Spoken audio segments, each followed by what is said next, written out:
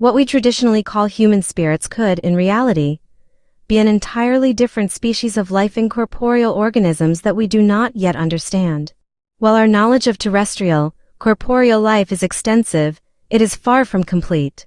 From the unexplored depths of our oceans to the potential for life on other planets, the definition of life is constantly expanding. Incorporeal life forms simply represent the next frontier of the unknown. The statistical discrepancy. If every human transition resulted in a spirit, the world should be saturated with supernatural activity. Millions of people die annually, yet reports of the supernatural remain remarkably rare.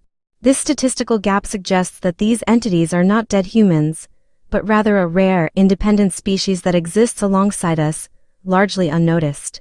The assumption that they are human spirits is likely a psychological defense mechanism, a way to avoid the stark biological truth that all physical entities eventually perish. The physics of the invisible. Why are these forms undetectable? Current scientific understanding shows that the human eye is limited to a tiny fraction of the electromagnetic spectrum.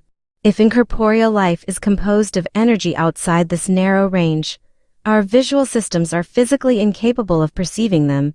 Just as we once lacked the technology to see microscopic bacteria or infrared light, we currently lack the sensors to detect these entities. However, their apparent ability to manifest suggests they may possess the biological capability to shift their frequency into our visible range when they choose. Dimensions and belief.